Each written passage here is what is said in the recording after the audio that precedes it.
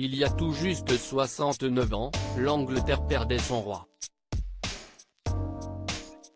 Le 6 février 1952, George VI a rendu son dernier souffle après une thrombose coronaire à l'âge de 56 ans au sein de Sandringham. Depuis des années déjà, le monarque se battait contre un cancer des poumons qui l'avait considérablement affaibli. Ce jour-là, sa fille Elisabeth se trouvait bien loin de l'Angleterre. Depuis peu, la princesse de 25 ans était en voyage officiel au Kenya en compagnie de son époux, le prince Philippe. Et si est en Afrique qu'elle a appris la mort de son père et compris qu'elle devenait ainsi Sa Majesté Elisabeth II. Un moment forcément particulier pour la reine, qui est restée très calme, selon sa dame de compagnie, Pamela Mountbatten. Très peu de temps après avoir appris la mort de son père, la princesse a tenu à s'adresser au personnel qui l'accompagnait lors de ce voyage important. Elle est restée complètement calme et a dit simplement « Je suis tellement désolée. Cela signifie que nous devons tous rentrer chez nous », raconte-t-elle dans ses mémoires, d'auteur au vampire.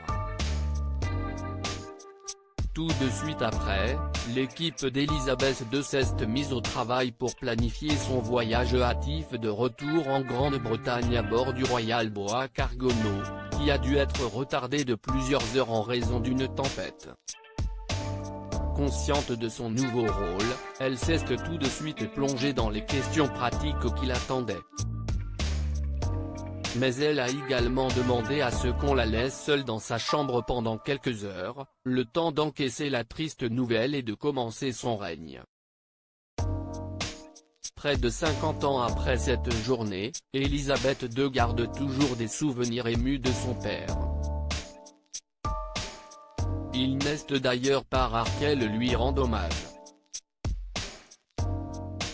Elisabeth II, ses souvenirs précieux le 8 mai dernier notamment, à l'occasion du 75e anniversaire de la fin de la Seconde Guerre mondiale, elle a honoré la mémoire de son père, grâce notamment à 2 photos de lui, posées bien en évidence sur son bureau, un portrait et un cliché du balcon de Buckingham Palace.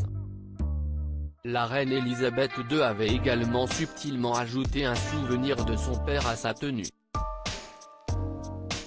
En effet, les 2 brochettes marines qu'elle arborait le jour de cette allocution historique étaient un cadeau du roi George VI. Elle garde aussi, précieusement, la lettre que son père lui a envoyée le jour de son mariage avec le prince Philippe. « J'étais si fier et heureux de t'avoir si près de moi le temps de cette longue marche dans l'abbaye de Westminster », écrivait le monarque. Mais quand j'ai donné ta main à l'archevêque, j'ai senti que je perdais quelque chose de très précieux.